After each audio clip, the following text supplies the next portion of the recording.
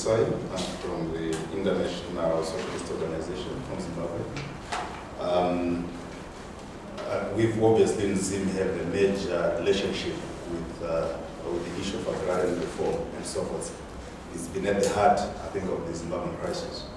But not just the Zimbabwean crisis. I think it's in many ways it's a major key aspect of the response to the crisis of capitalism globally in the third world.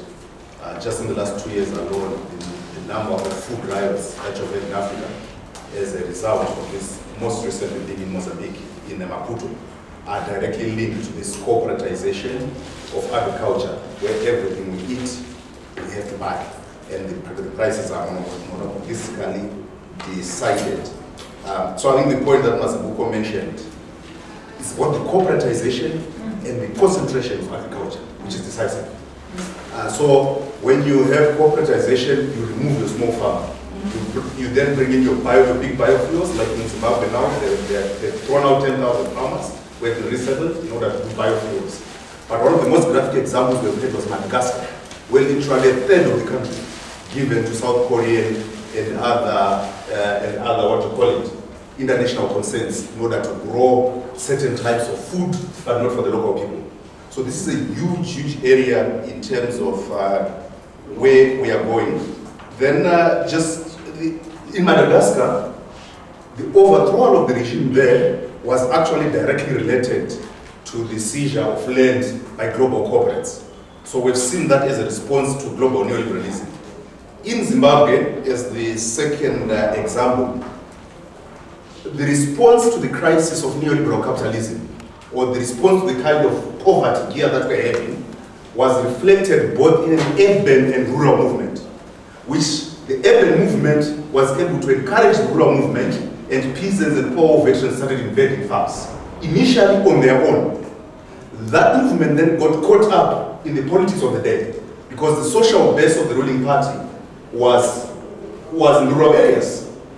The biggest mistake that the urban movement made, and I think this is what we have to look at as we build the CDL now, and in many other places in Africa, is not to repeat the mistake of the MDC in Zimbabwe. Because the mistake of the MDC in Zimbabwe was to disengage from the rural question and the response from below, which was a response motivated by some factors. The attack on ordinary people, urban and rural, by neoliberal capitalism.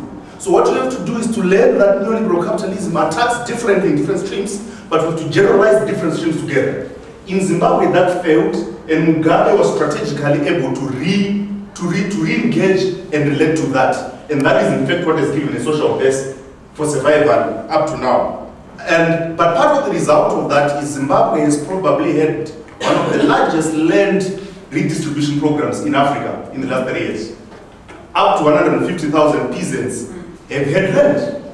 Not necessarily the best land, but they've had land. And the point that Usula mentions, that because of their pressure, they've also been able to push the aspect of GMO. And another important, and I'm finalizing on that, another important aspect of it is that as the land reform program grew, with poor rural women in ZANU-PF playing a big role, one of their demands then became the right of women in that land reform. So what we've then seen is constitutional documents now that guarantee that women must have a share in land reform. And so I think this is a key aspect that we have to deal with and move forward. And finally, for CDL, the point the comrade asked about migrant workers, Limpopo province, Cape, Zimbabwean workers.